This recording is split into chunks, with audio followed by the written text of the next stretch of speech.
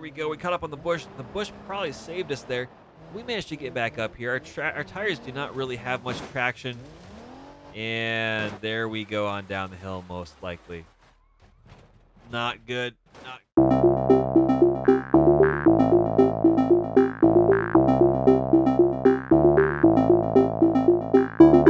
Hello, ladies and gentlemen, and welcome back to BeamNG.drive. I am your host with the most, TheChronicToast. And yes, today, the title does not deceive you. We are finally getting back to the Ibishu Hopper, the Jeep equivalent in BeamNG.drive. All right, so here we go. Ladies and gentlemen, I'm so excited. This scenario is called Climbing Utah.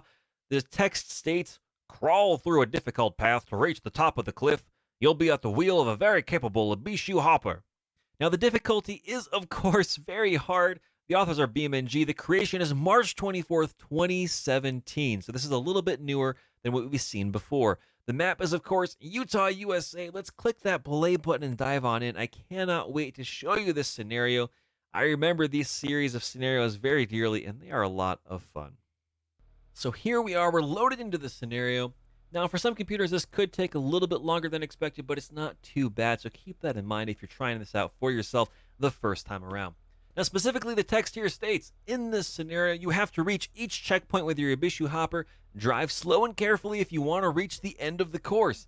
Tips and hints. Don't forget your vehicle is equipped with a high-low range box, as well as a lockable differential. It can be handy to get over difficult obstacles.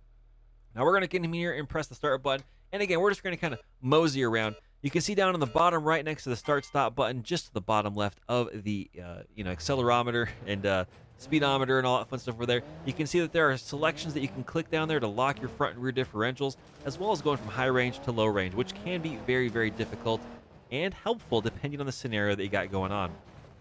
Now, of course, we are here in a pretty awesome lifted Jeep with some big sneaker tires on it, and this thing seems to be pretty capable of just kind of hopping around.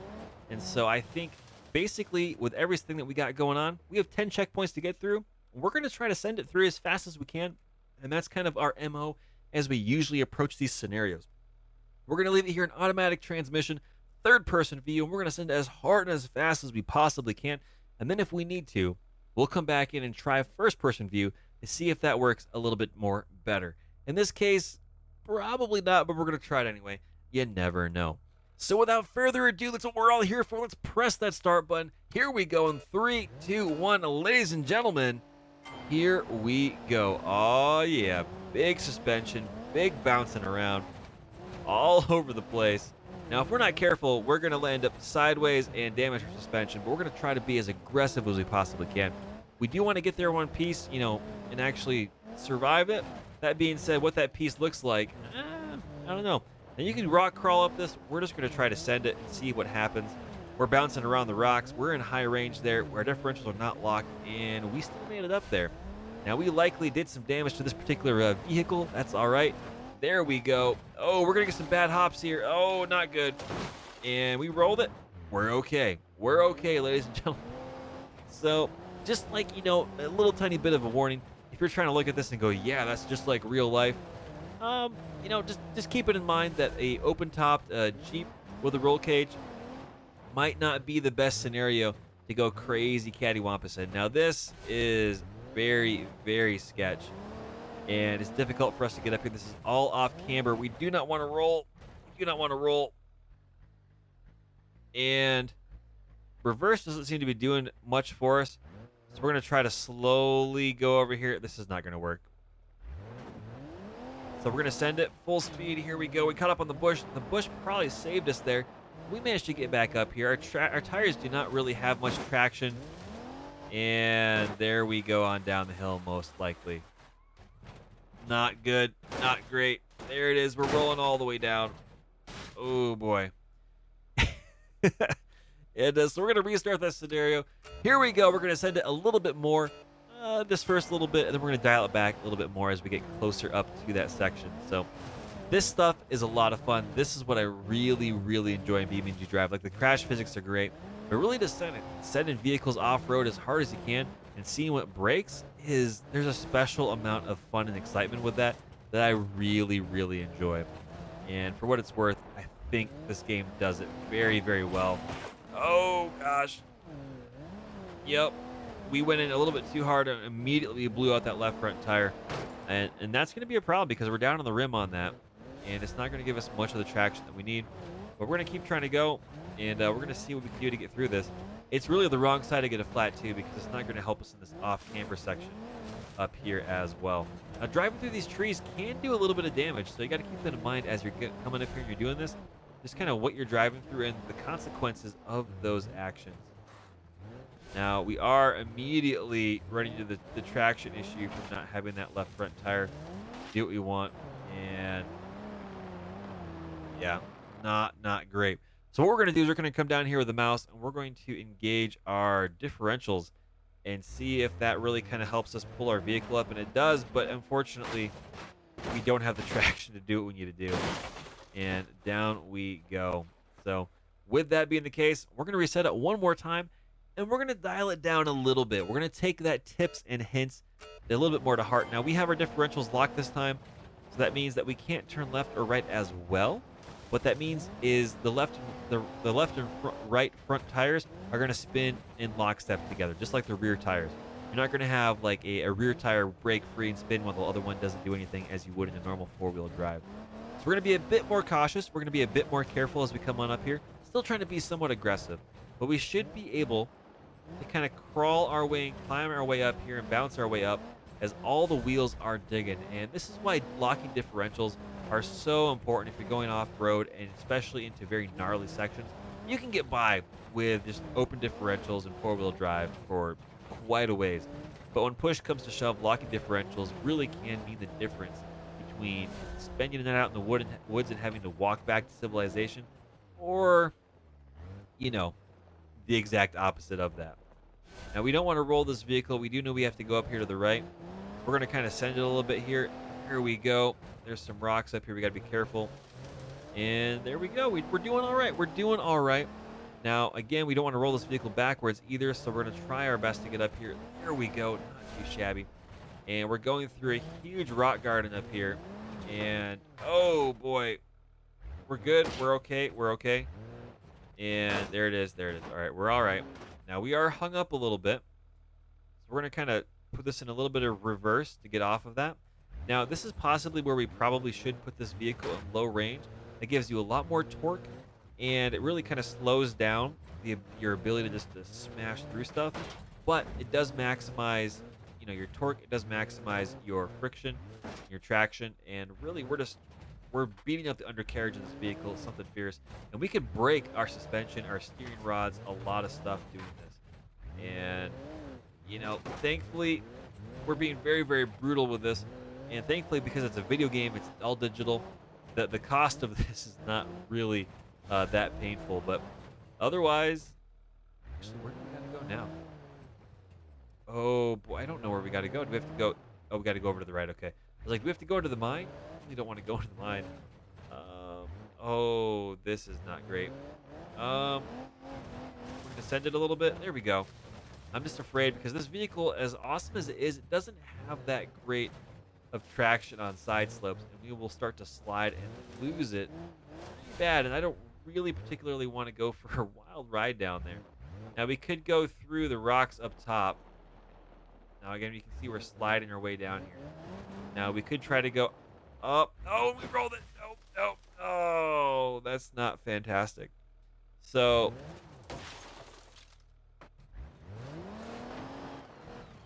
now can we roll it back? That's the question. In a way that helps. I don't think the answer is yes to that. We lost a spare wheel. And we are back on our lid, though. We are good to go. Kinda. We're almost there. We're still technically driving, so a lot of times you'll see rigs like this that are severely beat up. But if it's part of like a larger, like big rig challenge or some sort of adventure series, you'll see like the 4x4 challenge and stuff like that, or tough truck adventures. They'll keep on going potentially, but for us, it's all part of the fun. It's all part of the adventure. There we go. We got the checkpoint. We rolled the vehicle. It's in really bad shape. You'd probably say that this would be totaled, but we're making it work. We're making it kind of count, and we're doing kind of the thing. Now we gotta be careful going down the hill. Oh boy, oh boy. Oh golly gee whiz, Scheiße, this is steep. Now, we don't want to slam on the brakes so hard that we wreck everything, but we do have our goal over there, so we just got to pick our way through. We'll be okay. We just got to get there in one piece, and we'll do all right. I think we'll be doing this all right. I think we'll be doing okay. Now, that being said, I don't know. It looks like there's a cliff up here, so I don't know how we're going to get down. Possibly. I don't have good eyes on where we're going other than these beams going up into the sky, too, so that's going to be a bit of a difficulty to work through, potentially. Or not. It looks like we're going to be all right. We just got to meander down here through the desert, and we'll get up here to these locations. Watch out for these little rock outcroppings down there. We'll definitely catch you out if you're not careful. And we're going a little fast with rocks down here. We should be all right. We should be able to handle this. Let's see. Yeah, just drive right up here to the point, and it'll be okay. Nice. There it is. Checkpoint 10 out of 10. Ladies and gentlemen, we've done a 5 minutes and 2.71 seconds. We're gonna try this in first person. I do not recommend this.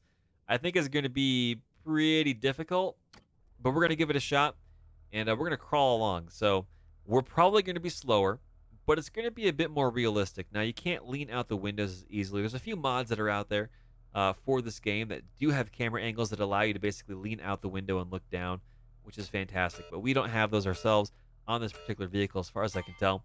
Now we're just going to kind of sit here for a moment. We're going to go back into third person view and put this into low range and see how this feels. Now we aren't going to be bouncing all over like a bucking bronco, but the vehicle is slowed down a little bit. Yeah, we're just going to kind of crawl our way up here towards victory, hopefully. You can see one of the difficulties that you have when you are rock climbing and going off-road, specifically stuff that has high approach and departure angles. Those are kind of potentially the words I'm looking for. You lose visibility of what's in front of you. Like if we come up over this, you lose every visibility. And so that's where leaning out the window and taking a look at what's available, as well as potentially, having a spotter to kind of help walk you through the scenarios of what's available is, so important. So here we go. We're just going to kind of send it. Oh gosh, the nose went straight skyward, but we're okay. We're doing good on that. And we're just going to kind of meander our way, bucking bronco style, across the whoop-de-whoops here, all the way up to the top of this hill. Now, this off-camber section is going to be mildly terrifying in first person, so we're going to make the most of it. We're going to see what we can do. But these are always a lot of fun. I really, really enjoy these rock crawls because you never know what you're going to run into, especially the first time around. And it's always going to be a bit of an adventure. Now, we're going to get down here, and we're going to pivot to the right, and we're just going to kind of go up and over, if I recall. I don't think there's too many. The rocks are right there on the right-hand side. Okay, so we definitely avoided those, thankfully. Otherwise, if we got up on those, it would have likely rolled us over, and that would have been a little bit terrifying. So there we go. We're working through this. Now we get to go through the rock garden, and it's going to be hard to pick our path here simply because we're going uphill through a rock garden. And so I'm just kind of feathering the throttle and seeing if we've got any traction. In that case, we don't. So we're going to kind of go into reverse a little bit, go a little bit more left. I see some rocks up here. I'm trying to straddle. Really, all we're doing is just beating the snot out of the undercarriage of this lifted Jeep and just bouncing it around. Something horrible. There it is. Bad bears. Oh, gosh. That's not great. Ugh. Ick. Crack the windshield, but here we go. We're coming up this slope up here. And I think we'll be all right. We know we have to go to the right. So we're going to do that right off the bat here. The big question is, can we do this without rolling? I'm not convinced we can. We just got to be a bit more careful. Really kind of focus on what we got going on here. And this might be a situation where you would want to unlock the front differential to get those front wheels to kind of drag you around a little bit more. But, it seems to be doing all right. We are sliding here. That's not good. That's not great. Just going to try to go easily. We don't want to slide too much and have those right wheels kind of catch. Oh, our tipping angle is pretty bad. Can we get those rear wheels out of that slot? Kinda. Oh, we're driving through foliage. This is really It's not good, ladies and gents. We got those front wheels somewhere over there on the right-hand side gripping. And we're going up. We're going up. Whew. Okay, we've made some good decisions. Now we're going to go back down. Really kind of control our descent here as much as possible. We're going to turn into the slope. There we go. And just nice and slow, nice and slow. There we go. We've done it. Now we got to go back up the hill. There it is. Not too shabby. Not too shabby at all. Whew. That was, I'm a little bit shaky. I got goosebumps on my arms too. That was a little sketchy. That was probably actually a lot more than sketchy. This right here is always scary too, because you see there's rocks all over the place. And if you stab the brakes a little bit too much or you get the wrong bounce, you're just going to be going over. Now we do have our goals over here. It's going to be carefully getting over there. It's going to be a bit more difficult to see the landscape bouncing around as much as you do inside the vehicle. When you're in third-person view, it really does mitigate a lot of that. And we've made a mistake, I think. So we're just going to kind of send it. Maybe we'll be lucky. Oh, we got very lucky. We almost went end over end, but we got through it. We did a thing. Now we're just trying to get to where we got to go without hopefully wrecking too much stuff. As long as we get there, we'll be all right. This Ibishu hopper loves to jump, loves to pop up.